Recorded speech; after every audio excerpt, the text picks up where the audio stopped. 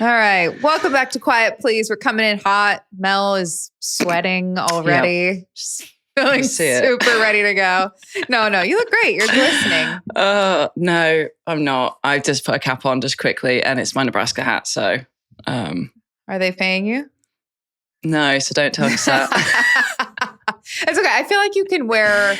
Yeah, I'm supporting my wife. Supporting your team. Yeah. You just can't wear a brand. No, like a beer brand or something that I keep wearing. Yeah. No, that's fair enough. To be specific. Yeah. So we have a guest today. We had a really great conversation with Carly Telford, which we'll have for you in a moment. I thought that she put some certain issues in perspective in like a different way. I feel like sometimes people, when they talk about like, oh, how do you grow women's sports, blah, blah, blah, everybody just kind of says the exact same stuff. So it was really nice to hear from her about from a really unique perspective and like legit actionable things where I'm like, oh, that's a great idea. Yeah, she's smart, isn't she? And I think being in that football space, I feel like they are sometimes ahead of the game in a sense to golf as well, because they understand that they have to uplift each other. The team aspect becomes very natural to them. They kind of have felt, like she said, she uplifts other sports and gets other sports like involved with her. And listen, I've known Carly for a long time now, and she's a great girl. And I really hope that the listeners enjoy this listen, because like you just said, she has different perspective on the same question that gets asked every single week. And it was really insightful, and she's funny and hilarious, and she's a Geordie gal. So she's British. She's British in it. She was like, we were drinking tinnies. So I was like, what's that? Yeah. Should translate for me. It means beer. If anyone was wondering. It means beer. But no, she was awesome. So I hope the listeners enjoy. Yeah. But before we get to Carly, we've got plenty of golf news. We're still kind of in the, everyone's still downloading post Ryder Cup. But the thing about golf is it happens every week. Mm-hmm. It just keeps going. Mm-hmm. And we didn't really talk a lot about women's golf last week. But this week, there's some special news from Pernilla Lindberg, who has announced her retirement. She played her last event at the Lotte Championship last week. Mm-hmm. She's pregnant. She's going to walk away from the game to focus on being a mom. I'm sure you've known Pernilla for a very long time. Oh, gosh, years, absolute years. Just such a lovely human being, grinds her ass off. Doesn't wear a glove. Which I find Major quite funny. champion. Major champ, beat Inby Park in a playoff back in the day at Craft Nabisco when it was I think it was the ANA still back then. But listen, her and Dan, her husband, just really lovely people. Very popular with she's a veteran now. I mean, I've known Pernilla since I was probably like 14 or 15. That's nuts, isn't it? Wow. That means we're getting old, Kira. That doesn't... But anyway, congratulations. A little bit. We'll move on from the age.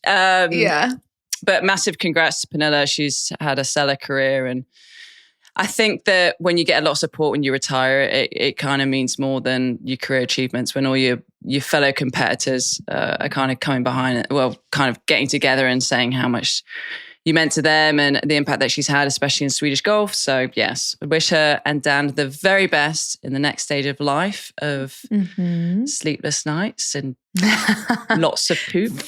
Fun. Yay. Perfect. Yeah, it will be perfect. No, very happy for them. It'll be great. So congrats, Pernilla. And at the Lotte Championship, yet again, the 26th different winner on the LPGA this season. This time, a non-member won the Lotte. And I'm so sorry if I'm not saying this correctly, but I think you say Yumin Wang. Mm-hmm. You would know better than I. Well, actually, I've never really had much to do with it, so I wouldn't. So I'm going to go. She's a non-member. Yeah. She's from Korea. 22 years old. I know. Clearly a badass. 5 under the last 6 holes. Yeah. Listen, I mean, it's fucking nuts, isn't it? Like, I'm sorry, but a different winner every single week. I mean, how are they gonna? Okay, it just speaks to the depth. Yeah. So we'll get into that another time. We'll get maybe at the end of the season. We'll get into that, Kira. Okay. So when you win on the LPGA, you get invited to the Hilton Grand Vacations. You, Miss Kira, has played before. I've played it many times. It's one of my favorite events in all of golf. Well, now there's going to be like 100 players in it. So which is great. They can invite so many. They're going to have to invite so many celebrities. more people, which is a massive plus. I don't think I'm going to be able to play this year because of the Olympics. Oh, you poor thing. I know. I'm going to be on a flight. Poor me. I'm going to be on a flight to Milan. Oh, you poor thing. In the middle of it. I know. Sad. I know. So sad. But not to make it about me. Continue. Yeah, continue. Listen, I have my opinions on it. Like I said, we'll get into it. But listen, fair play to her. I mean, especially in Hawaii, it's never an easy place to win. It's always very windy. The golf course is a bit funky. So listen, she got it done. Fair play. She's deferring her LPGA membership until next season.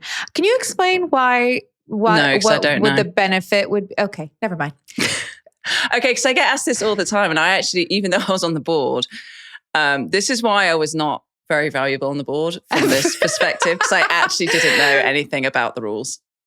Well, okay, we don't have to get into it, but I assume that she's going to defer her membership because most of the season has already passed. Yes. Like it depends when you win. Like it's better to win at the start of the season. Yeah. And so now as a non-member, it's better to win at the start of the season. And now that she's won at the very end of the season, she'll get into all of these things as a member next year. I don't know. Next year. Yeah. Who could say? As a member next year. Yeah. I don't, it's really confusing. Like we have so many different categories. And honestly, when I was on the board, this was the one thing that I really struggled about it. Because it's so complex. Well, I'm being honest. Like I appreciate it. It changes all the time. I feel like it changes quite a lot. And there's loads of different situations because we have so many different tours and so many non-members winning. Like you don't really get that on like the PGA Tour as much. And so I just remember having to text Stacey Lewis all the time. I was like, dude, this rookie's asked me something. Can you just answer it for me? So Stacey. Yeah, Stacey, who's retired as well, by the way. We talked about it a little retiring. bit, I started a trend. It's the start of a new era. Yeah. We're getting old. New era. No, just more experienced, moving on to bigger and better things. Mature. Yes. Mature. All right. So just 1 week on from his big win on the Ryder Cup Team Europe, Bob Mack, Big Shot Bob, wins yet again the Dunhill Links, which looks like a sick golf tournament.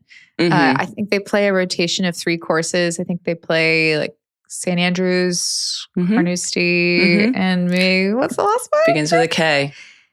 Kings Park? Yep, very good. Oh my God. I am such a nerd. You are such a nerd. Why do but we're I here know for this? it. Yeah. Well done. Beat Tyrrell Hatton. And it just seems like, he's doing Big Shot Bob things. Yeah, so Saturday was called off. If I recall, Friday, was it Saturday? Yeah, they had some crazy weather.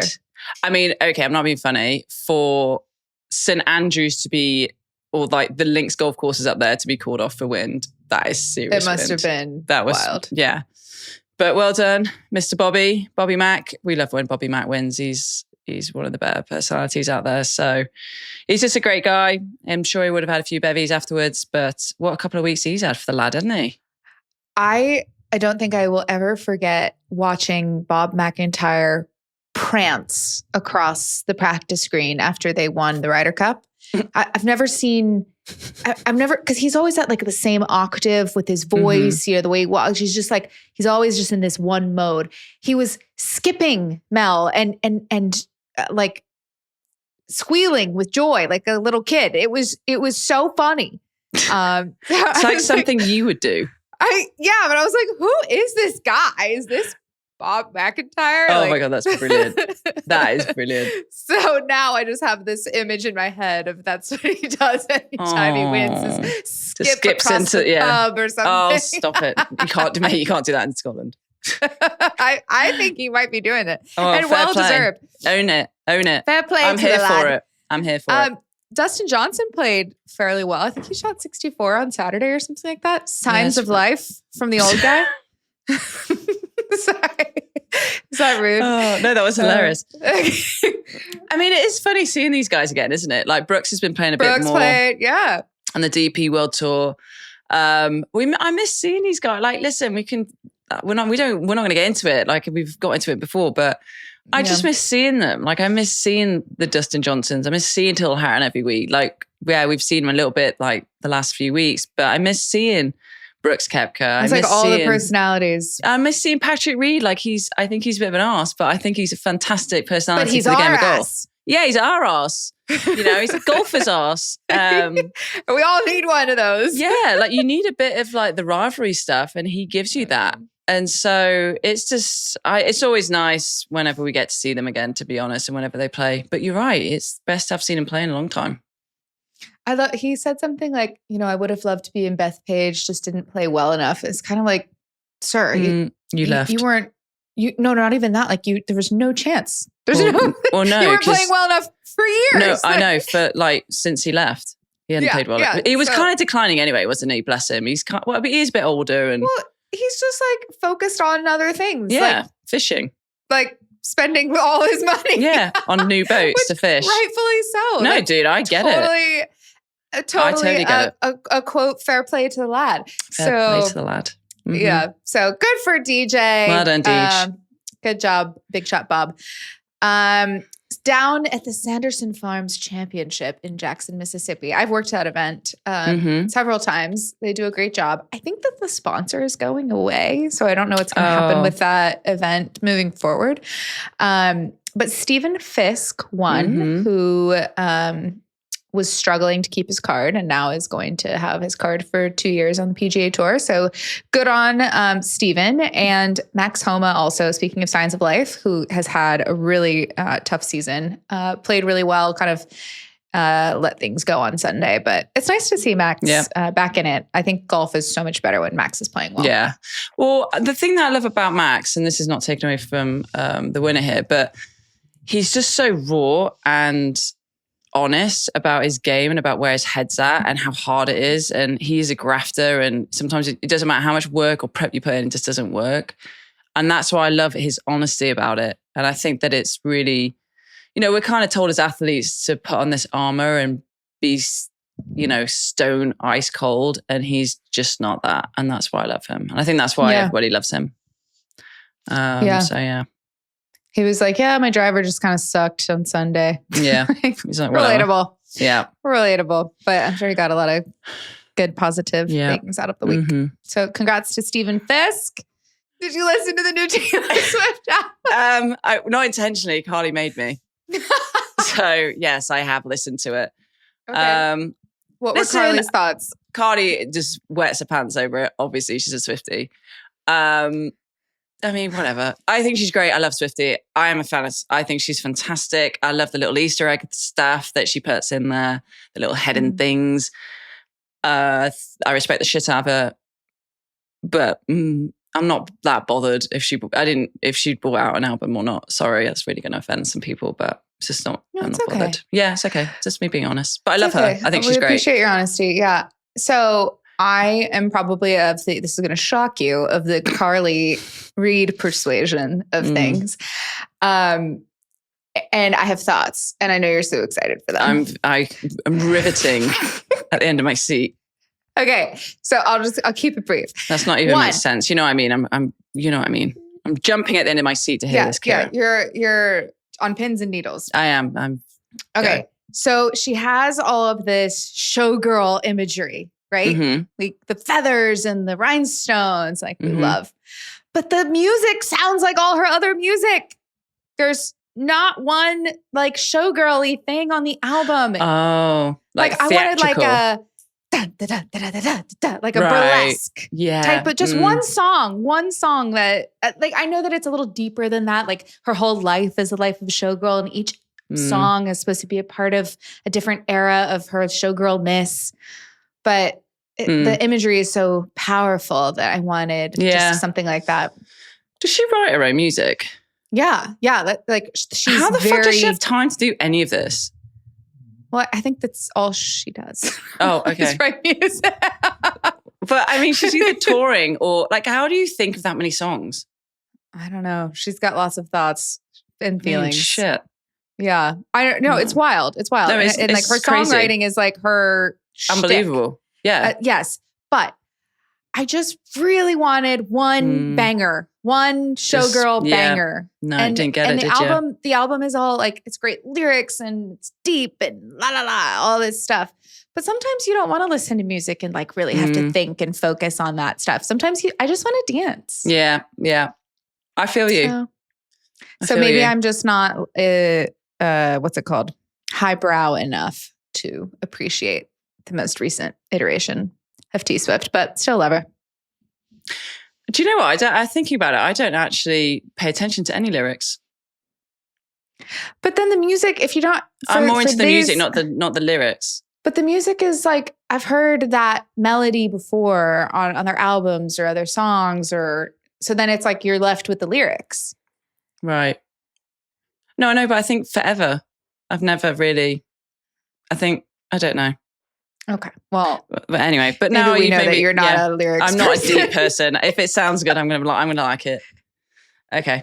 Well, maybe I'll listen to some lyrics and then I'll maybe change my opinion. But yeah, wasn't one called Wood or something? Wasn't it talking about Travis's?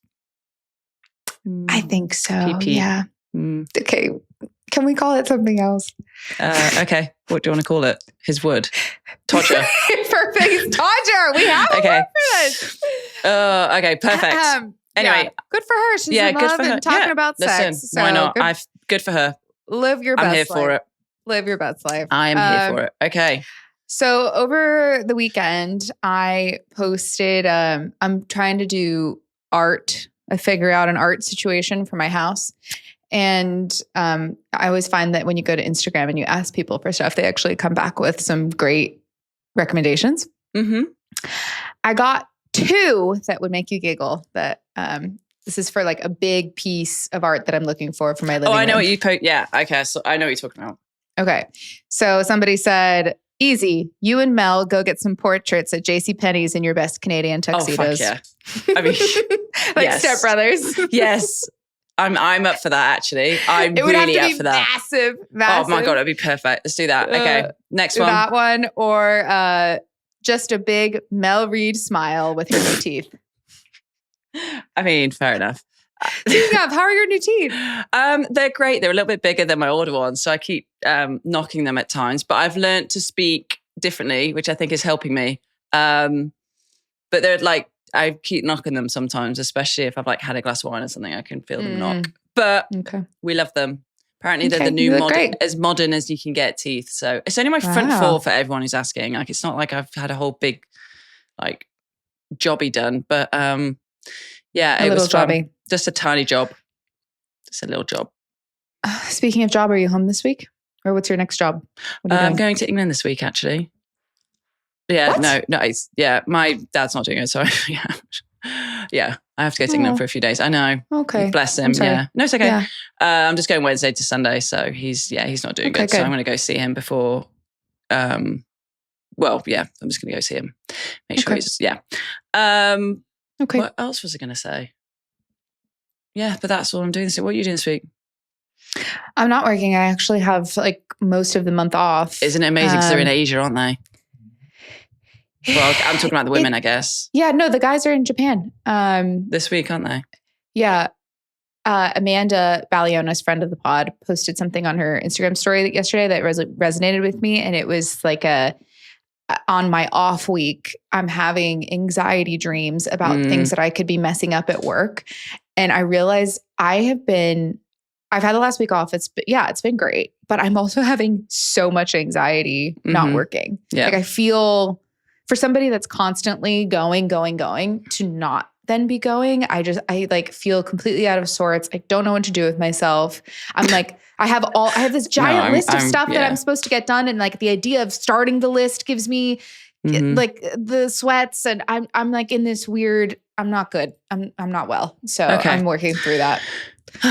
I actually can resonate with that as well. I can resonate with that completely, especially when you've been going so hard for so long and then all of a sudden you stop and you're like, why can I not do this one task that I'm meant to do today? Why is it such an effort for me to do? But when I'm on the road and busy, I'm like, boom, boom, boom, boom.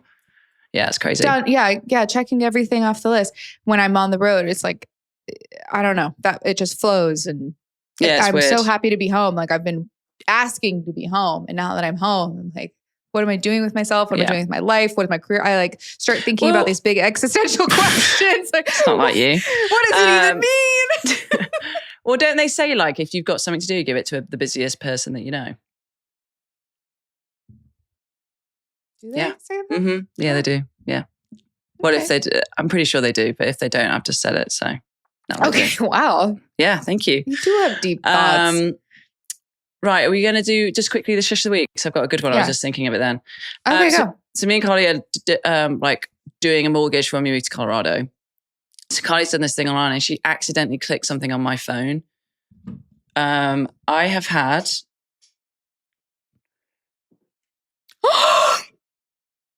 No. That is just from this morning, Kira. No. Are you getting telemarketers? No. This is still all from this morning. So what's that, like 50 people? More than that, 60, 70 calls. We've actually had to call someone and be like, hey, how the fuck do we stop this happening? Because I literally can't, it's gone off 6 times in this podcast. So thanks to my wife. People trying to sell you a mortgage? Yes. They're like, hey, we saw your thing online. I'm like, I didn't even fill it out. Like Carly just did my information and she accidentally ticks my number for something. And now I've had 2,000 calls this morning. Oh, no. Yeah. So I think she's fixed it now because she rang somebody. Unsubscribe. Fucking hell. So yeah, shush to my wife. And every mortgage lender in America. Yeah, piss off. I don't need it right now. We've got it. Okay. You've lost. I figured it out. Yeah. Okay, my shush of the week. I'm so sorry. That's horrific. It's horrific, Kira. It's we awful. have to clip that for social because people need to see the call. I'm getting another call. No. Should we answer? No, I just piss off. Leave me alone. Okay. It's awful. Okay. Mine's not as bad. My shush is my dog. Steve. Steve is being a little jerk. Andrew is traveling and I am the spare human in the relationship. And when Andrew travels, Steve like spends at least a day just moping around, being stressy and depressy, like giving me side eye, not wanting to do anything. Like I try to give him pets and play and he's like, get away from me, you stupid idiot. I don't want you. I want Andrew. But Andrew's not here and I'm the one that feeds you. And now I'm also doing all the other things.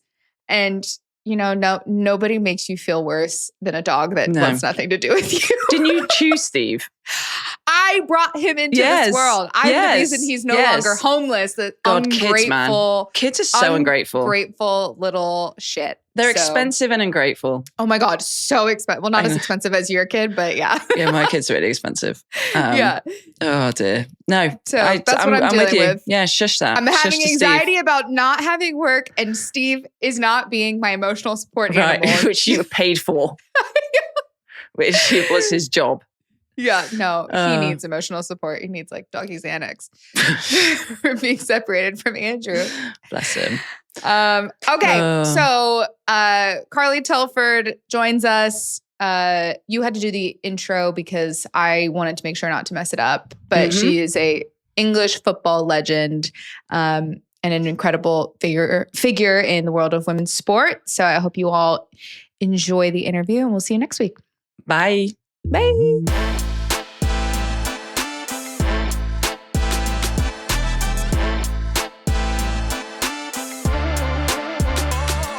Hello, welcome back to Quiet Please. We have a very special guest today, and I am going to hand it over to Mel to do the official introduction because I feel like this is a very Mel-coded show today. Mel, take it away. It is.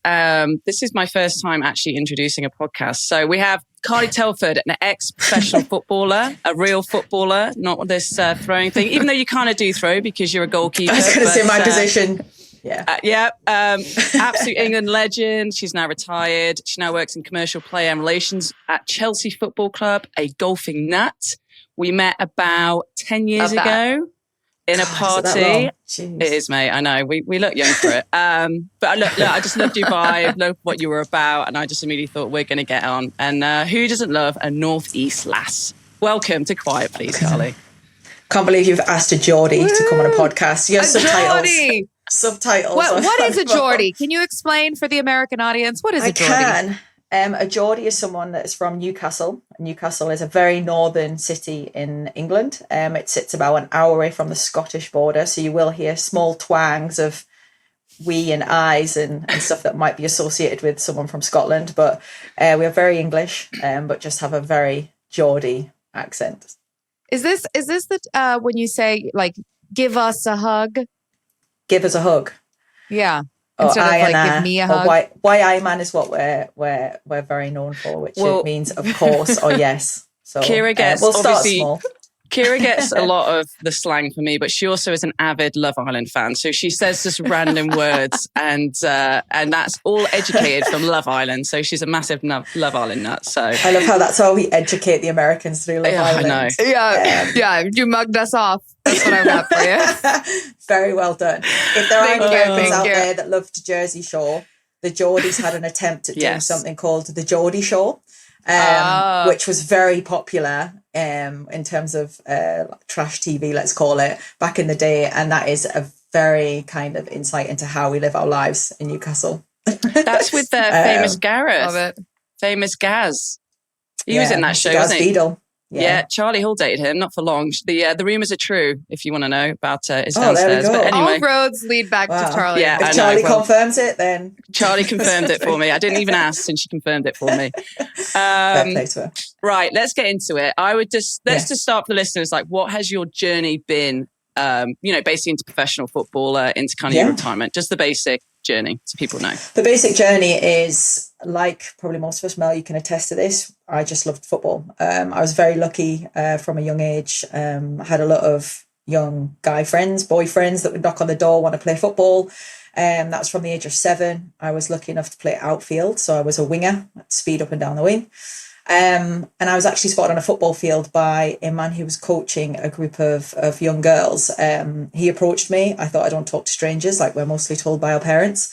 So I cycled home, but he did say there's a girls' trials happening next week if you want to join. So I thought, no, why not? My dad said, okay, I'll take you down. My mum actually dressed me in a goalkeeper top, which I didn't really know, but it was just very warm. I know that. And when I got there, they asked me if I played in goal. And I said yes, because I was panicking. And I never went back outfield again. So my career started at a rival club at Sunderland. Newcastle didn't have a girls' team, so I played for Sunderland like many of us did. If anyone's listening that knows women's soccer, the likes of Steph Houghton, Jill Scott, Lucy Bronze, all played at Sunderland. And then I moved to Leeds, so the mighty Leeds. I then moved to Chelsea. As a Derby fan, that's very boo. They sound nice to me. Yeah, beautiful Leeds. Had some wonderful times there. Incredible city for a night out. It is. I would agree. Moved to Chelsea. And I played for England at a very young age. I was 17 when I made my England debut against Scotland. Gosh. Oh my gosh. Yeah, it was. What was that like? Hectic. Yeah, I was being amongst like superstar internationals. We're talking Kelly Smiths, we're talking Faye Whites, like legends, Rachel Yankees of the game that you just looked up to. And now I was stood there, a little teenager, like, please don't make a mistake. And how did it go? Yeah, I did really well. I made a big save in the last minute. I remember it was a top corner save from a free kick. It was against Scotland as well. Talk about chucking me in the deep end. Big rivals. But yeah, it was kind of a sink or swim moment because it was the game before we went on new selection for the first World Cup in 2009. So I was 18 when I was selected for that World Cup in China, 2007 that was. And yeah, me and my best mate, she's still my best mate now, Jill Scott, that was our first kind of major tournament we went to together. As 2 kids, like just living the dream in China, just thinking like, what are we doing here? A couple of like rogue Northeast kids just like kicking about in a total foreign country. And yeah, that's my journey. I was so blessed to go to 3 World Cups, 2 European Championships and Olympics before I finished my career in San Diego at the Wave. Absolutely loved it in California. But I got to 36 and I was old as hell. And the kind of young kids coming in, freshmen were like chomping at the bit. And I thought, I can't be asked for this anymore. I was like, I need to stop. It sounds like Mel at the end of her golf career. Yeah. I'm done. Like, I love them, but they were so enthusiastic and wanted to learn. And I was just like, we're too bitter at that age, mate, aren't we? We're just like, no, I'm not doing that bleed test. I'm good. Jaded, over so, it. yeah, so retired, had 3 months retirement, and then got asked to do this job, which I absolutely adore and love. And it's, God, I guess I'm classed as a salesperson, but I talk about the game that I love, that I've played, and get people to invest good money to this wonderful club and help keep growing the game in a way that we all believe many sports that should invest in women are doing now, luckily. But believe it or not, it's still a hard sell. But I love it, and I won't stop doing it. So, and thankfully along the way, I picked up a beautiful sport in golf. And yeah, that has been my escape for a long time now. And I just love the game and love the intricacy of it. And the two sit very nicely alongside by side when it comes to hospitality. I'm very much enjoying all the invites to business meetings on the golf course, which have become a thing, which I very much adore. Welcome to the life. That's the way to do it. Mel, why didn't you tell me about this sooner, mate? Like, come on. Like, I know you said it was good, but I'm like, oh God, glove should have been hung up way back, mate. I know. Well, we talk about this all the time, and like, you know, golf is such a fantastic connector, and it's always kind of been with men. Like, men do a lot of business deals, they make a lot of connections on the golf course. I'm like, whenever women, and like when I was working a little bit at the Ryder Cup, had to do a dinner with 12 amazing, CEOs of their companies, and they just started getting into golf. Literally, some of them was the first time that day, playing that day. I said, look, you guys have to invite all your mates. Like, it is such a fantastic kind of relations sport, because the amount of businesses and the amount of cool people, obviously, that I've met, it's just, I always encourage women to get into it, and as early as possible, whenever they can, and bring along their girlfriends and just get cracking on with it, basically, because it's just an unbelievable opportunity for, like I said, just to kind of build those relationships. Yeah, and that's exactly it. I think me and Erin, I have not a love-hate relationship with it. I started it like, God, 2017, 18. Basically, like, it's a bit of a sad story. My dad played golf. My mum got really, really sick. Like, she had cancer, and it was kind of my dad was caring for my mum. So we spent a lot of hours like just caring for her, making sure she was all right. And the only way I thought I could get my dad out and away from it is if we went to the golf course and actually like talk about how he is, because we spent so much time checking in how mum was. Obviously, that was the right thing to do, but how is actually my dad feeling as now a carer, as well as a husband, dad to me, my brother and sister, etc. So it was a way for us just bonding and speaking about things quite openly. So that's how it came about, and more intensely, I think. But also me and one of my best friends here at Chelsea, Erin, we decided like, we need to escape football sometimes, because it's such an intense environment. Like, you are in 6 days a week, like at Chelsea, like you do not lose a game. You cannot lose. You're in every major competition. If you're not in a major competition, you're on international duty. So there's no real time off. So golf was our thing. You go play around. We put the clubs in the buggy. We don't talk about football. We talk about life. How are each other? How are we doing? How's our families? What are we planning after football? Even if we had a day off the next day, on reflection, we shouldn't have called this, but it was like the beer and the gear. Now, gear can sound very dodgy, but it was mainly for the clothes. we like the golf clothes. So it was weird getting It's all about the accessories. Getting out of our football stuff and into something different, but then chucking a couple of ciders and just relaxing. So like, it not escalated, but then we started taking it serious, and Ez took it really seriously. She's actually a very good golfer, but both of us like cared for it a lot more than anyone else did, and a few other the girls joined it. But it was exactly that. It was just a way of talking and connecting. And then since then, I do think it's an untapped place for women to be, because what's better than spending 4 hours chatting with your mates in the fresh air, like whilst wearing cool stuff and maybe having a beverage. And I'm like, if you said that to anyone and took the golf clubs away, they'd probably be like, oh, I'd be well up for that. Stick a couple of golf clubs in there. Who cares if you lose a few balls, have a bit hack around, learn a new skill. Like, I'm just like, I'm like spreading the word, because I'm just like, more women and girls need to do this. Like, it's good for your health. It's good for your mind. Yeah, it can be frustrating, but what part of life isn't frustrating sometimes? It's just part of the game. So yeah, I'm spreading the word a lot about golf, and I just love it. Full send. I always think that golf is such a full send. It's like a cheat code. If you in any industry that you're in, if you're the one girl that plays, then all of a sudden the male counterparts are inviting you to stuff that your other female colleagues might not be up for or whatever, because there's some sort of intimidation factor. And that intimidation factor is just, it doesn't exist. It's like, just let's put that aside. It doesn't matter. No one cares. So we're on a mission to convince people that no one cares. Agreed. And I'd say sometimes the ones when you turn up and you're like, oh my God, he looks really good. They're actually really bad. Like some of the boys are like winging it as much as we are. And that's the beauty of it. It's like all the gear, no idea. Just get up there, have a crack about. Like it's, and I do get it right. Like I've speak to a lot of women in different environments, and it does feel like a barrier. You're judged. It's, God, when I played at the Pro Am, I was I couldn't have been I've never felt that feeling on a tee box. Unless Is this recently when you played the BMW? Like my stomach nearly fell out. Like I was fine. I watched everyone tee off, and then I stood over it, and it's the opposite to football. Like literally, like football is so much noise. You're blocking out the noise because it never stops. Literally noise. You stand on the tee box. I could have heard a pin drop. I was like, what's going on? Like it's just me and this little white thing, and I need to get it from there to there.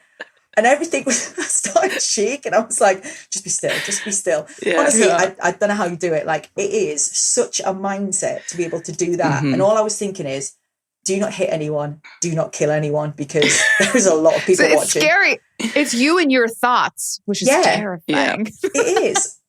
So I get why women feel like, especially if you're in a group where you don't know anyone and that you feel like you're being judged or whatever. So I think helping women overcome that by being around other women where we're more supportive, where like nobody really cares, just have a good time. Like it's great. If the ball goes over there, we'll pick it up on the way, just chuck it back out. Like all the things that just make, and I think once you get comfortable with that, like actually it's just like any other sport, because I go up to Friday, like Monday and play footy, and the levels are all over, but no one's really thinking, oh, what happens if I can't do that? Like, I don't know whether it's the kind of sport it is, but I think because you're in that moment and it's just you and the ball and everyone's watching, you can't really hide.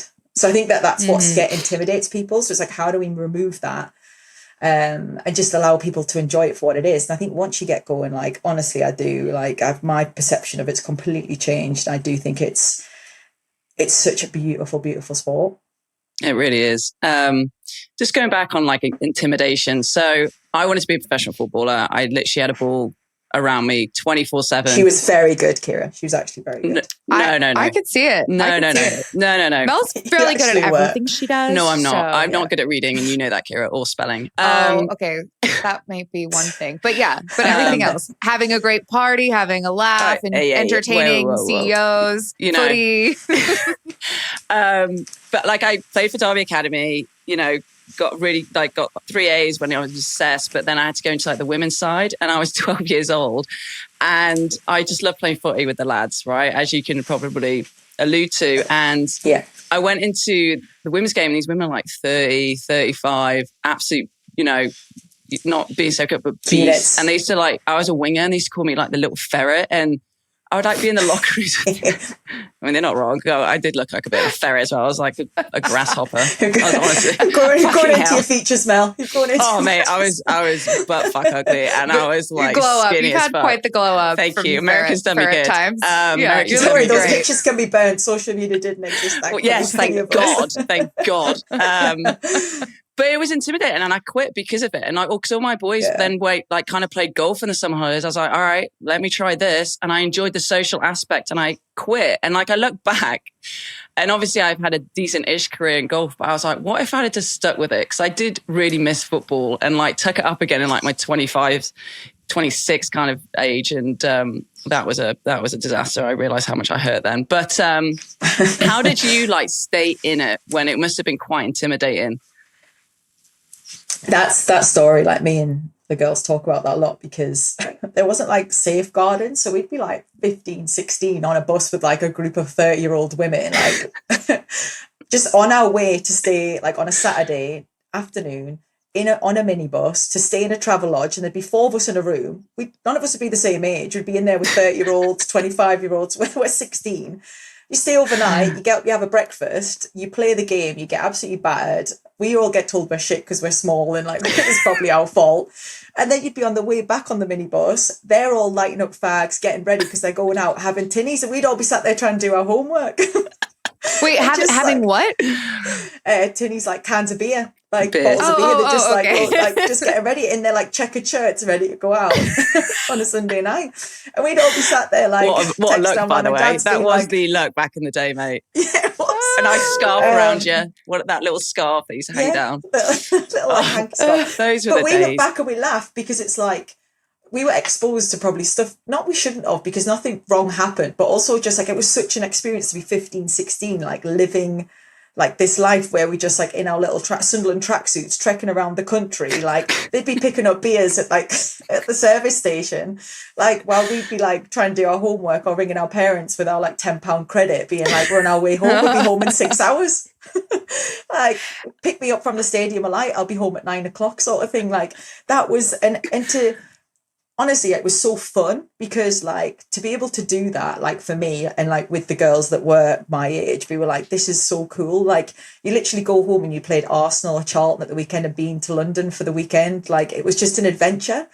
So I think that's why we stuck at it. And I do think, to your point, Mel, like 19, 20, 21 was the age where a lot of us made decisions. Like you were either going to uni or you were absolutely taking a gamble on if women's football was going to work out or not. And the ones of us that did, me, Jill, Steph, like my age group, probably we did take a huge gamble. Like, and we were so lucky, because we laugh now and I'm like, were we probably the best in our positions? Maybe not, but we were the ones that took a punt on like hoping that we'd make it. And we did make it to a point in that we all ended up playing professionally at the top of our game. But there were some girls that went to uni, got jobs as dentists, as school teachers, because they weren't willing to take the risk, but probably were maybe better suited than we were to play at the level that we were going to be at. But it was either like sink or swim at that point of like winging it and hoping that I was working at a call center at the time on like 13 grand and traveling down to Leeds, like 2 hours travel two times a week. Or yeah, you quit and then you work full time and like double that amount of money and you have comfort. You can maybe get a mortgage, all that kind of stuff. And my mum and dad were very like, do what makes you happy. And you've always got a home here. Like if shit hits the fan, basically. And I think that was a lot of us. And it was literally right place, right time, and sheer luck and determination to just see if it would work out. And lucky for us, we're in an era where the tide started to shift. And yeah, central contracts came about. Quit my 12 grand job for my 16 grand full-time contract with the FA. Call me. Wow. Living the dream. So I had to quit working and be a full-time footballer for £16,000, which probably is about $24,000. But that was it. I classed myself as full-timer. I was like, this is it. This is great. Couldn't eat, loaded, but I was a full-timer. As many tinnies as you want then, mate. Yeah, exactly. You could get your mortge. Yeah, you don't need one of those. mortgage. But it was just that. Yeah, it was just gamble, basically. At that age, so as an American, my impression of English tabloids and English football fans is that they're quite savage and really mean.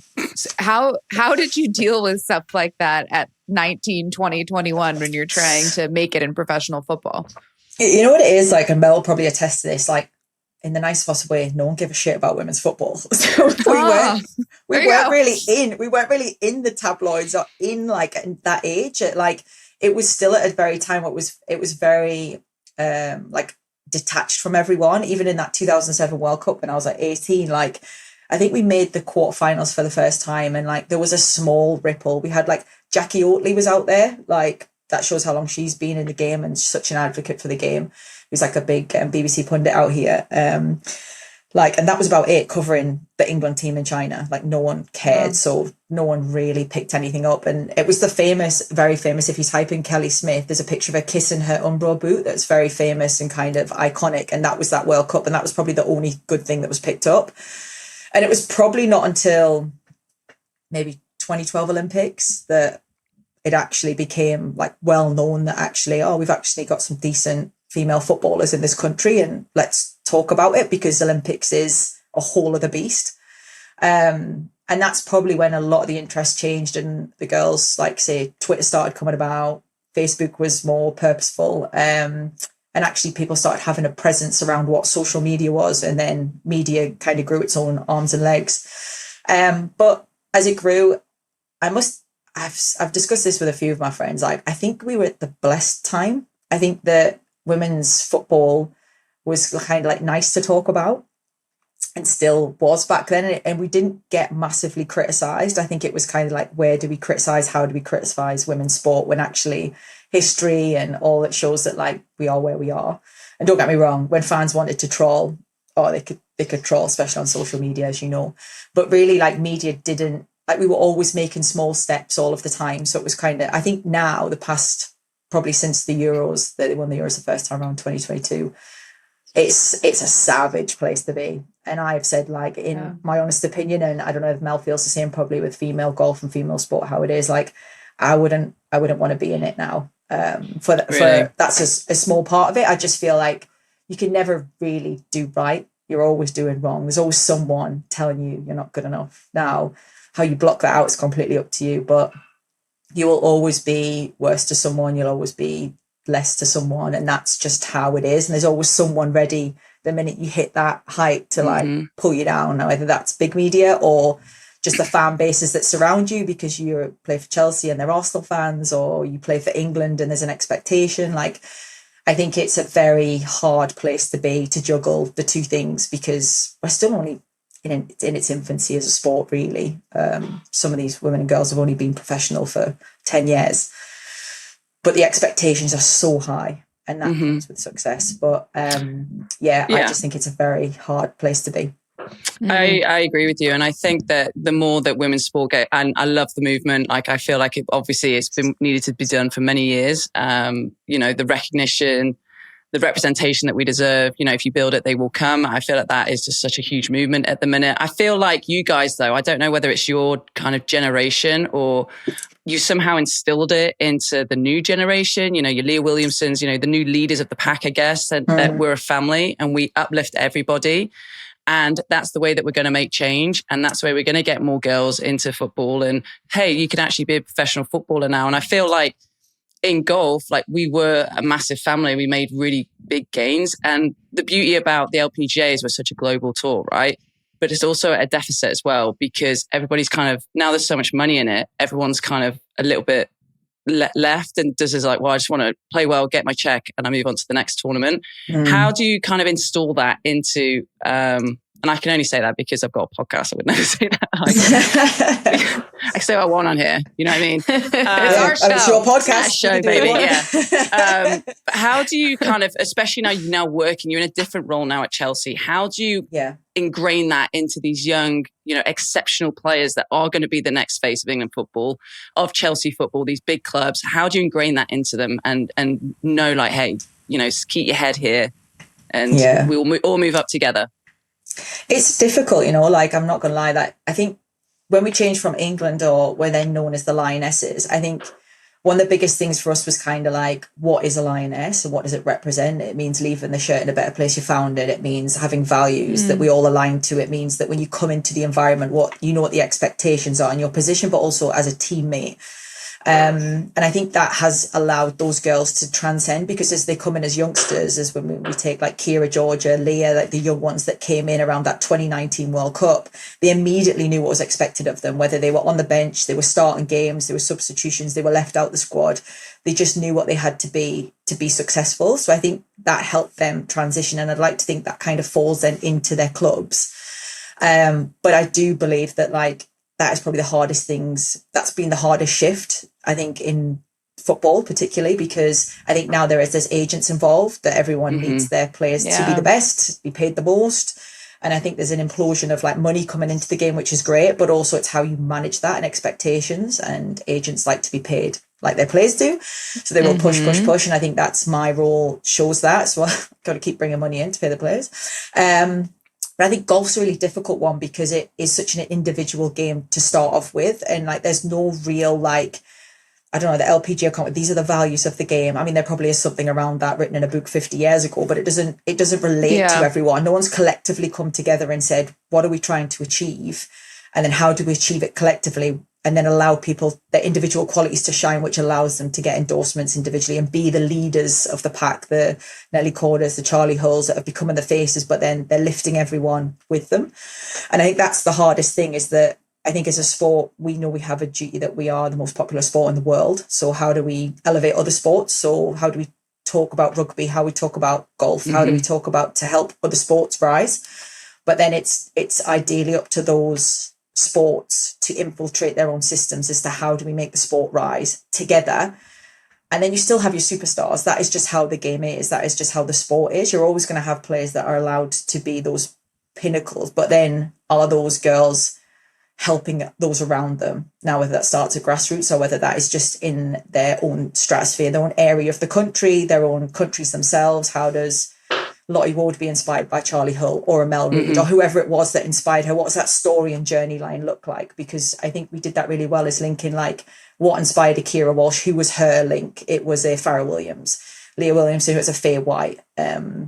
For me, it was a Rachel Brown. Like, are we connected the old to the new? So then you have like a real kind of DNA. And then we brought in, I guess, I don't know if you do it at the Solheim Cup, but we have, because it's a team, like we have like almost like an infinity number or a legend number. So mine's like 164 and it starts from 1, traced all the way back to now, like when you come into a lioness, you are number 1. I think it's a 200 and something you are. So you literally sown into the history of like a lioness forever, regardless if you make 1 appearance or 150 appearances. Cool. But it's how do you connect the dotted lines from the first LPGA and who they were all the way through, that you get people to like be like, I'm here because of that. It's bigger than themselves. And again, I don't know how you do that on this short podcast, but I think but that was great, because I can't say, Mel, I don't know what you think, but I don't think that women in golf, professional golf, are doing that. There's a lot. There's a tournament around honoring the founders, and there's always a lot of respect around the founders of the LPGA. But there's certainly no connection between. I'll just throw out like a Mel Reid and a Lottie Wode, in terms of like the LPGA has formally set up some sort of, special bond or special relationship that really ingrains values and community in a specific way. Like Mel might go out on her own, and she does, to mentor players and to give as much as she can of her time and advice, but that's just one person for maybe one player. It's not like an ingrained culture. Yeah, but even like a showcase, right? Like imagine we did something in England where you brought all the kind of old LPGA players and the newbies, and then you're kind of putting them together and they talk about their journey, their lives, what they're doing now, how they can help each other. Like you showcase it around a really cool golf course, you get some brands on board, but then you move it to Asia and you do the same in Asia around like the old and the new, and then you go to America and almost you're creating these communities that are then supporting each other. But then again, you come together at, I don't know, like you have like an Asia, like it's almost like a Solheim Cup of old and new. You mix teams up, like do a bit of that as well. You get to showcase the old way of playing golf, the new way of playing golf, the way they dress, all the kind of cultural things that also then pricks the ears up of like sponsors, of like TV and media. Like, how do we do that? And I played around with Bronte actually last year, Mel. We met and me and Bronte Law we just went for a couple of rounds together, and she was asking me similar questions about commercialization. I was like, you know what it is for me? I was like, I don't know anything about golfers other than what they put on their Instagrams. And I'm just like, what sports teams do really well is showcase the personalities and the people behind the scenes. And I'm like, for me, like, how do you like, just from being with you, like in San Diego, when we just went out for dinner and talking about you being in a house for 4 or 5 days with your competitors, I'm like, that sounds wild. Why isn't that filmed? Like, what does that look like? Like, that is like a click of like, what does that lifestyle look like of travel? And that would be so like different across like all the different kind of, from your Ellie Corder, who can probably travel around, I'm guessing, maybe privately, got our sponsors, to the right at the bottom of the pack who's like just got their first sponsor or maybe doesn't and is just no sponsor at all. In the 45B, flying to San Diego, having to take 3 connections. Yeah, it's blank funny. Hat. Blank hat. Yeah, I mean, it's it to funny. Life for the real people. Like that. For me is the thing it's funny. Like I've spoke about this with the girls. I'm like, I feel like especially in women's sports, and I've spoke to numerous people that are in this industry. I'm like, we have to create a brand outside of like golf for ourselves to really kind of get eyes on it. Like that's why Charlie Hull like is so good, because she just posts whatever the fuck she wants, but it's her. She's authentically herself. And you kind of feel like you know her outside of the golf course. But for me, I don't know how it is in football, and it is probably different because you are a team and you have each other's back, whereas we are very individual, that it's almost like the players are scared to lose something instead of like happy to gain something. Like they're scared of stepping outside the box of a golfer, which is very put together, very this and that. Because we've talked about this so many times, Kira, like whenever I'm doing like broadcasting, I want to try and tell the personalities of like a Patty, like, of a Titical, because you don't see that because it's just in the arena. And I'm like, she's a fantastic cook. Like she, cooks like once a week for all the Thai players, things like that people wouldn't know about. But you're right. It's such a difficult message to get across to them because they are a little bit like, well, I'm scared. I'm a little bit scared of it. Yeah, and if Gino would post videos of her cooking, yes, and do that on her, and it's unfair that she has to take that on herself, but that's kind of part of it too. Is like they have to be a little bit more willing to open up and share in the way that Charlie is. Yeah. Honestly, like the Red Roses are a prime example, and I do think it comes culturally, right? In terms of even male golfers, like golf in itself is very private. It's very like we turn up, we look clean, pristine. We turn up with our golf clubs. It's very like we're all gentlemen. We shake hands. Like no one's really doing mad social media. I mean, you've got probably DeChambeau. He's the left of the whole thing, like just completely doing his own thing. It's an outlier. Yeah, he's an outlier. But I think there's a sweet spot in there where for women, it's like you can make your own brand of golf. Like it is its own brand of golf, and it should be. Like women's golf is different as women's football is different to men's football. It's like, how do you bring that to life in its own way? And it's making the girls understand that by doing that, they then get people to learn more about them, more about the game, how they prepare, what it looks like. And by bringing audiences into that, you feel more connected and closer. So you want to invest, whether that's your time, your money, your efforts, like you become connected to the player or the group of players. And therefore, like say you automatically start like this kind of what the Red Roses have done is like they've exposed themselves on doing TikToks, doing like Alona Maya, great example, like who is she and why is she who she is? And again, she's probably an extreme version of it and very comfortable, but I think there's still loads of happy mediums in there with golf where there must be some absolutely fascinating characters on the tour that you've all witnessed because you're in that arena with them and you see them away from the golf course or even on the golf course. Like, how do they act? How do they behave? What makes them tick? What do they eat? How do they live? How do they fly and travel? Who with? Like, that's the stuff that I'm like, oh my God, and again, Charlie has give us that. So I'm like, was Charlie fan because she's English anyway. So I used to follow the English girls, but even more of a Charlie fan because I'm like, cool chick, owns it. Couldn't give a hell about rat's ass about anyone else. She's here to play golf. She bloody loves the game. I'm like, fair play, Char. Like, I'm full send. Like, you've got my support. I'll watch you everywhere. Yeah. I'm invested.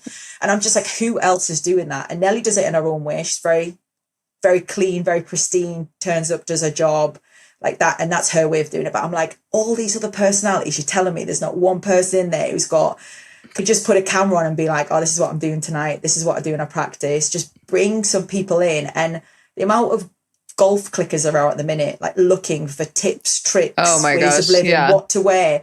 And it's all influencers. And I'm like, but where are the people that are actually doing it? Who are the actual golfers that want to set that tone? And for me, I think that could be a game changer for the way golf and female golf's perceived. And I think they can bring the audience in a way that male golf hasn't yet, but it just has it because it is the golfing product that everyone knows.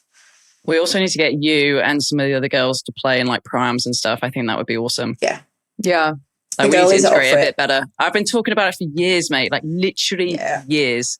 And it's just not even snowballed. And it's just like a frustrating thing now for me because I've been talking about it since honestly 2013, 14. Yeah, but you have my full support with that. We will. And I think that, look, there's lots we can do. And I think the crossover of sports is so key because look, I mean, most people support a football team. Like, how do we get like the girls when they're back on UK soil, come to a game, like come to watch training? Like the girls that do play golf would love to go when you're in this country playing in an LPG event to come and watch, to support. Like me and Erin went 2 years ago to the LPG event in, I can't remember where it is, somewhere in Surrey it was. And we loved it. We had the full day. Yeah, Walton Heath. Yeah, Walton Heath, absolutely loved it. Like, and then a couple of the girls went. I couldn't go the year after last year, so the girls went last year. But I'm just like, that is the perfect environment to share stories, to get involved. And just to make content. Make content as well. Yeah, like it's great. Like to see, like we've got.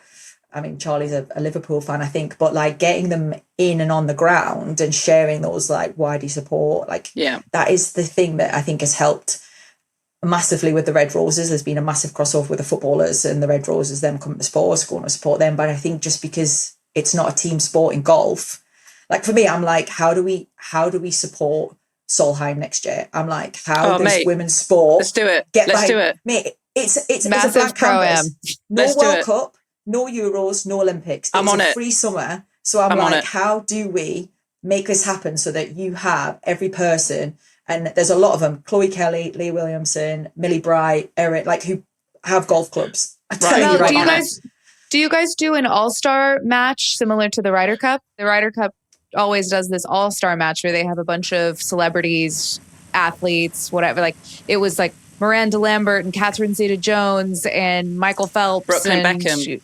but like massive celebrities, A-list, A+ list people, and they should be doing the same thing at Solheim. Yeah. But with female athletes. Alex All right. Morgan, Carly Yeah. Lloyd, 2 golfers straight away. You could probably Carly get Telford. in for the American. Yeah. Carly Telford, I'll the blame it. golfer, the golfer of the year. Let me get on that. Yeah. I'll get on that. Yeah. But I think there's definitely, Solheim for me is like something I've marked in my calendar to be like, how can I help? I mean, I don't have a lot of contacts in golf, probably you two are the closest thing to proper golf that I have. But I'm just like, how do we leverage a moment where it is a big moment, and there's no other women's big moments really that summer. It's Cricket World Cups today as well. So I'm kind of like, there's a summer there where it can be like, the golf is the place that we need to turn on and watch. Like, this is a big moment for both Europe and USA. Like, how do we make everyone turn on for that moment of, it's almost like Rory v DeChambeau. It's going to be Nelly v Charlie. Like, it's all these things that we can, and how do we get the girls to engage, to like drum up their portfolio so that people want to be like, I want to follow this person, I want to follow that person, or for whatever reason that is. And I think, I don't know what the associations are called who operate around that, but they have a duty, I think, to help with that and leverage that moment. Because I think that everybody, based on what happened at the Ryder Cup, would love to see what the Solheim is going to look like. And I think both teams have some extremely strong golfers, and it could be an incredible tournament and a kickstart to hopefully, like female golf getting what it needs and what it deserves.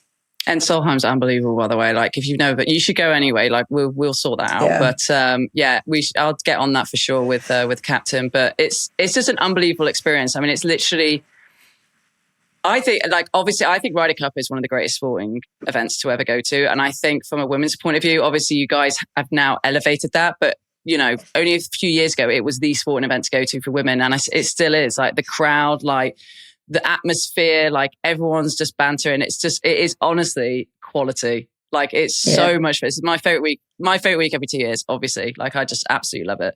And the girls love it. And it's an experience of a lifetime. Like, once you play one, you want to play as many as possible. It's kind of one of them weeks. So yeah, we'll sort that out.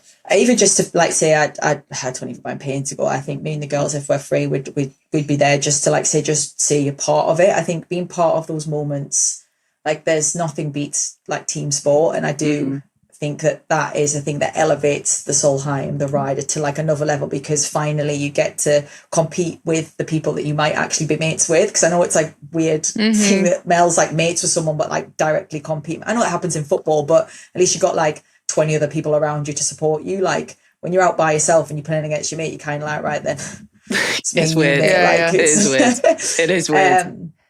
But like, I think that's what makes it so special. Like, and I think it would be an absolute honor to be in around a group of like superstars. And I have never experienced like being in that pro-am with Bob, who I think I was so lucky to be with Bob. Like, he was such a nice man, and Mike, his caddy, 2 great lads. This is Bob McIntyre. Yeah, Bob McIntyre. Yeah, like, and he was such a nice guy, and Mike as well. And I just had such a good experience. But being around, like, you think, oh, I've hit a good shot there. Now, being around the professionals, no, it is like, your shot was shit. What noise was that? Because my clubs don't make that noise. Like, what's going on? Is there? I paid a lot for these, but what's going on there? Yeah. It is exactly that. There's nothing better than being close up and watching the people that you have watched on TV, and they make it look so easy. And TV actually kills it a bit. I said that when I stood on the greens. I was like, these greens don't look like this on TV. Yeah. I was like, it all looks like flat. But you get on them and TV flattens everything. I was just so. like, This is a great transition to the Ryder Cup, which we have to all got to witness and watch. So I love your thoughts, Carly, on everything that you got to see at the Ryder Cup. It was, I'm not gonna lie, like, I was cruising Friday, Saturday, and me and the boys at work, we were like, it's great, it's on. Like, Saturday I was like, checking my phone. I was out and about, and I was like, bagged it. Like, everyone can just chill out. Sunday, I was like, I've got plans, but you know what it is? I'll save them because we'll be done by 8:00. Like, first three, I'll probably get in, and I'll be at like 8:00 UK time. So I was like, I'll have like do my facial, like get ready for work the next day. I was up at 10:30 thinking, we've excuse my language, you're gonna have to back this up. We fucked it. Like, I was texting my mates. I was like, this is bad. I was like, we're in the mud. I was like, boys, we're in the mud. It's like, Can you imagine? It would have been the biggest collapse. No, it would have been awful. Spot. Oh yeah, I don't think this would have happened. I'm not gonna lie. Between you and me, I'd have been like, I can't show face. Like, no, I just want to show up this podcast. I don't think we would have. I would have been on here by myself. Kira just talking, gloating on her own. It was shit. It was shit your pants. Stars and stripes behind. Yeah, us. I know. Oh God, the worst. But honestly, like, what a journey, and I think in the best way possible, it engaged like so many more people because of it. Because I think so many people switched off and were like, oh, it's great for TV. Yeah, and then Sky Sports had its most highly rated show for Ryder Cup of all time, 8.8 million viewers. I was one of those 1.0.0 whatever it was, because I was glued on. I was like, I'm gonna have to walk away. I had to walk away. I said to Ed, like, I was texting my mate Ed, I was like, Ed, like, if we don't put this, I was like, what are we gonna do? Like, who needs to come in? How many points do we need? I couldn't work it out. I was so stressed, but I was like, oh my God, I was like, this is so amazing. I've spent 5 hours of my life completely consumed by golf. Like, yeah, said that 5 years ago. I would have laughed at you. We went to brunch because it was like a late birthday celebration. So we went to brunch, and so it's me and Jimmy. He's from Liverpool, one of my best mates here, and his wife, and then obviously Carly. And we're just cruising. We're having a bit of mimosa. Then we had a few beers, and then I look at like 3:30, and I was like, "Oh my God!" I was like, "I can't be in this bar if they do win." I just can't be around Americans. So I was like, we've got to go home, Jimmy. I said, I just can't. We've got to go home. We'll get the babysitter. We'll get her off early. We've got to get the kids. And we're just going to have to watch it just like in silence at the house. And that's exactly what we did. And we just like, we're glued to it. And oh my God, shit my pants. But honestly, thank God. Shane Lowry, the cojones on that man. Oh my God. Even Fitzy to not like absolutely capitulate when he was like chipping away from 5 up to like 4 up to 3 up to 2 up. I was like, please just he get was it coming in the for hole, him. Get it in the hole. I was like, we just need to move, pick it up and move. Pick it up and move. I was like, on to the next one. But like, it was, I know what it is. Like, it's so sad about the fans, and like you were walking around. So again, you'll have a real feel probably as to how it was, but like, it does put such a shadow on it. And I think that's one thing in women's sport in general, I think I'm very proud of, that we still have managed to keep the sanctity of like, all's fair in love and war. Have your banter, but like, it's never derogatory. Like, it's never like anyway in the crowd or around that. Like, what happens on social media is unfortunate. It's a like, different no thing. one can control. But I think just face to face, it is still quite a very nice environment to be in. And again, Solheim will probably be a very shining light in that when it comes to Europe. But well, I'll tell you what, mate, when you come to Solheim, yeah. just come with me around me, because I get the most heckling out of everyone, and it's actually quality. I fucking love it. What do people say to you? Oh, fucking all kinds of shit, mate. All kinds of shit. You wouldn't believe it. And it's actually really funny. They come up with some really funny stuff. But I would not be built for that. I would just cry. I know, Kira. It's okay. That's not nice. It's not very nice. Where's Kira gone? She left. Someone said something. She's crying in the buggy. Locker room. I was out walking with Rory's group on that Saturday when it was really bad. Oh, and really? Wow. it was the most horrific abuse I've ever seen. I mean, towards Rory and Shane, yes, but then also mostly towards Rory's wife. That's wild. It just was, I was like, I'm losing all hope in humanity and the future of this country and all of that. So that was unfortunate. But setting that aside, I was standing on 18 green as the matches were finishing up, and I'm standing right in the middle of the teams waiting for my interview. and Matt Fitzpatrick comes in, he's able to get his half point, and then like they're just getting more and more stressy. I'm watching Justin Rose like stare into the abyss because he's freaking out, and then finally when Shane does what he does, it was like everything exploded. It was amazing. And my favorite moment of the you guys will like this, we interviewed Matt Fitzpatrick at the end, and I go, Matt, how are you going to celebrate? Blah, blah, blah. It's the last question. And he goes, well, I don't drink really. So not sure. Why does every American sound like the Queen? Like, I don't know. I don't know how they do it. I don't know how they pull it off. But I don't know how I was they pull like, it off. Matt, can't you just say, I'm going to have fun with the boys? No. Great. The funny thing about your accent as well, Kira, is that he's from Sheffield, which is probably the most common place in England as well. It's got the most common accent ever. And you just made him into the poshest lad. The Americans, when they do my accent in the change room in San Diego, I'm like, I know for sure I don't sound like that. That is, I mean, if I do, great. But I fucking know hell's. Like, in fact, I don't even think I could try and speak like that. Focus in on Matt saying yes. Okay, yeah. Sorry, Matt. He let us down. Matt, taking the piss about my accent. Went home and had a cup of tea. Yeah. Oh, I don't drink really. I might have two bags of Tetley in it because you've worn. Oh, fucking lovely. He's such a sweetie. He's such a sweetie. But yeah, it was a wild ending. He was like me when I was 16 on the back of the bus, basically with the rest of the boys. Yeah. I can only imagine what it would have been like on that bus, especially some of the caddies, because I know like it's carnage, mate. Like Tommy's caddy really well, because many people know this. Yeah. So Rachel Brown, like Fino's wife, played in Golf for England for many, legend of the women's game, and Ian used to travel a lot with, obviously come watch the games and stuff. So he's the sweetest man, and I have no doubt that like why him and Tommy work so well together. But again, when I seen that the riffraff going off between him and Deshambo, I thought, if Fino goes off here, so you picked the wrong caddy, mate. I know. Yeah. Like, I'm dead. Apparently, Ian was telling me this week actually that his wife Rachel looks a lot like Mel. Oh, it was you that was saying that. They have a lot in common.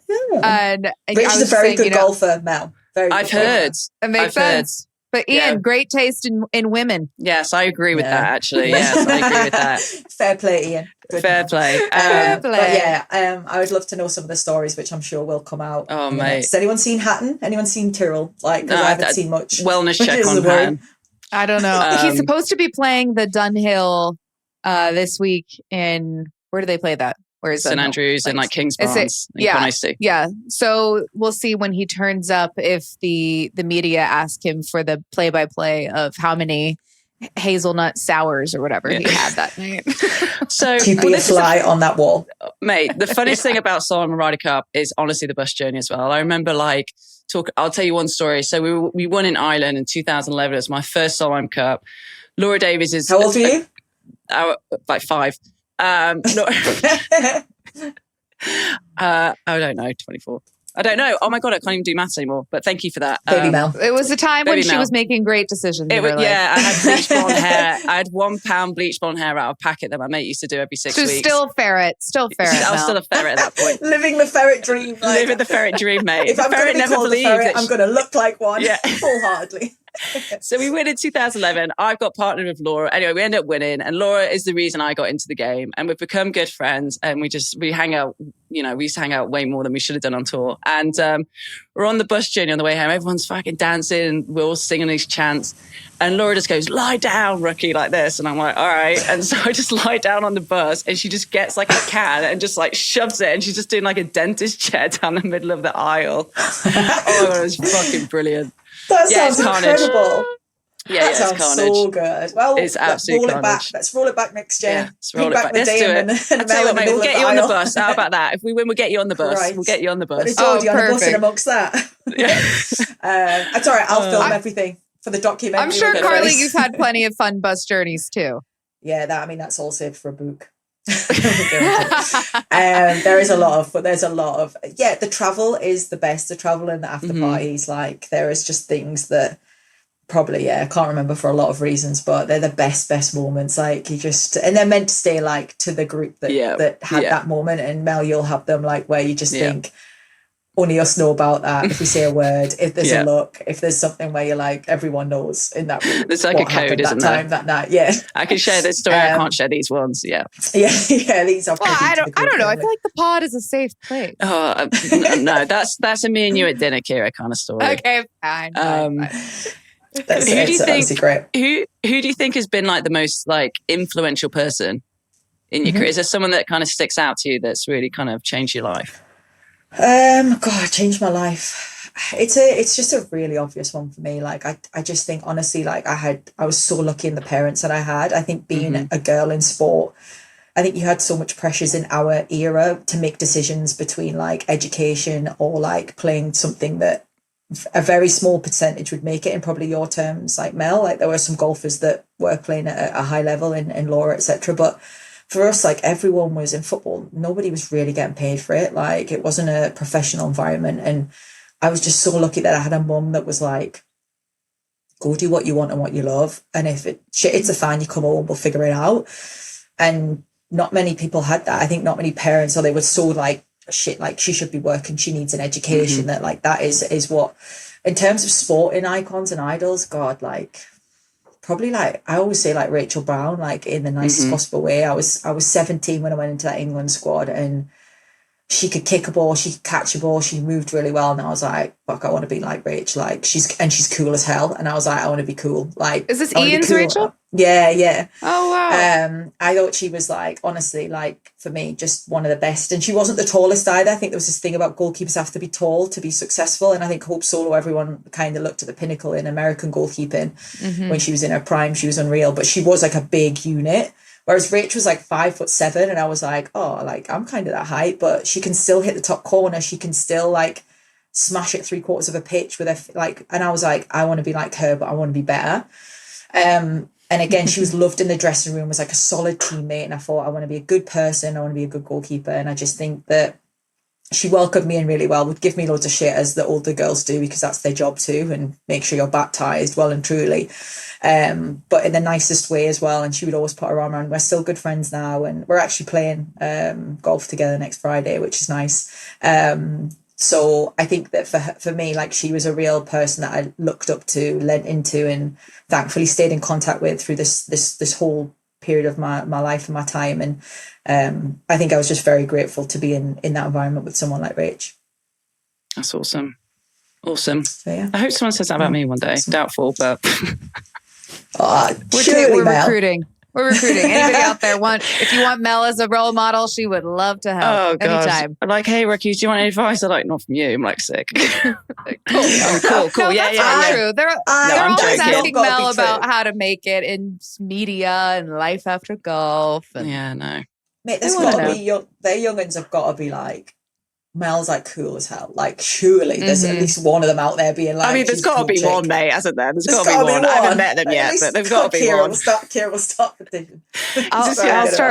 I'll farm them. Yeah, I'll be like, you know this girl Mel, she'd be a great role model for you. I'm like, but it's like 50-year-old. In the greatest respect though, Mel, like you are that person that's very approachable, very like. Yeah, like has played all levels of the game from its bare bones to its like elitist level. Like you're fun, you'll put your arm around people when you need to. You've been through some incredible experiences away from the game to like lean into as they're just life things that happen to anyone when you're least expecting it, when like you're in the middle of the peak of your career and stuff that like you can't account for, that people like young girls and women can lean into with. And like not just because you're a friend, but I do believe like you have so much to offer to the game and the sport that people are daft from the high ups that they aren't taking advantage of that. And thankfully someone has it in the media, and you're great on the media. But also I just think the game in general can learn a lot from someone like you. So I really hope that someone somewhere is listening to this and really like lean into you for how we can probably change the game of golf for women and girls, because I think it's at that point in the next couple of years where it can really go bang if it really wants to. And I think you'd be great at leading that charge. Well, that's very sweet of you to I say. agree. And the feelings are reciprocal. It's very mutual for me to you as well. Like you've... Thanks. In golf? You know. I need to charge a golf noise, mate. You had seen swinging about 10 years. In sport. No, I knew straight away when I first met you at that party. I was like, you seem sick. And then we stayed in contact. And then obviously when you lost your mum, I think I reached out and, we kind of stayed. And when I wanted to retire, like you were one of the first people I actually messaged. I was like, hey, I'm on the range. I'm miserable as fuck. I think it's time. Like, can you give me some advice? And you were straight away there to give me advice. And it's just, it's just been a privilege to kind of get to know you. And hopefully this is a start of, an even stronger friendship for sure. But no, I appreciate definitely. it. Yeah. And when we were putting together... Kira's now in the chat, I know. We love that. We love Kira. Well, I was just going to say, when we were putting together our dream guest list for the show, you were top of Mel's list. And so we're grateful that we were able to get a little bit of your time. No, thank you so much for inviting me, guys. I honestly, like when Remy said, and obviously you messaged me, I was like, absolutely, like I would love to be part of. Like you guys are sick, like for one, but also like I know it'd just be like a really good chat and a real honest chat. And I just really hope that what you guys are doing is really going to open young girls and women's eyes up to just play the game that we love so much. And I think there's a real opportunity, like I say, I keep saying, but it's the amount of women and girls I speak to now, the appetite is definitely there. Mm-hmm. It's definitely there. I know. Who'd have thought a former Miss American and unfiltered lesbian Brit would put a podcast together? What are the chances? And change the face of golf forever. Exactly. It's a perfect combination of I know. And I'm not the former Miss America, by the way. I'm the former ferret. And I'm not the unfiltered lesbian. Boo. I know, boo. It's a big boo-boo. But anyway, we do have one tradition on the podcast, and it's called... Kira, would you like to say it? Because I feel like you're more eloquent at doing it. Oh, okay. It's called the Only Shush a British of the accent, Week. please. No. No. The Shush of the Week. Sorry, I have to be really American about it. So we always ask people for a shush. You can shush anything you want. Mel often shushes the people that stand too close to the baggage carousel at the airport or things like that. You could shush something about women's golf, about women's sport, clothes and whatever. Anything that annoys you about life or sport. Go for it. Yes. Anything you want to shush, anything you want to get off your chest. I'll have a more quick think. There's a couple that I'm thinking of, but I'm like, who am I going to offend the least? It could be a specific person. It is. No, it is. It's. I think for me, I was like, I've got a real bugbear, and I know some of the girls have unbelievable legs, but rolling your shorts up 3 or 4 times really annoys me. Like, come on, guys! Like, it's unnecessary. Like, it's when it's right up there. I'm like, come on, I just don't. Mel, you hear that? You're it. talking to Mel specifically because Mel loves a short short. No, wait. No, I'm here for the short. If it's meant to be a short, but not like when it's a short that you've made now into a hot pant. Then we're gonna do. I don't. Mine are just hot pants, which I'm far too old to wear, by the way. But I'm going to keep rocking it until someone gets offended. Those legs. If I had those legs, I'd be rocking them around as well. I'm about to go to the gym for the first time in 2 years, exactly for that reason. If I've got a soul line in 2 years, I'm not being stood next to you. Yeah, exactly. I'll make sure they make my shorts extra short. We'll get you a pair, don't you worry, mate. We'll extra be matching rolled shorts. As well. Exactly. I'll make sure yours are rolled, yeah. At least I offended Mel Audley on the podcast, hopefully.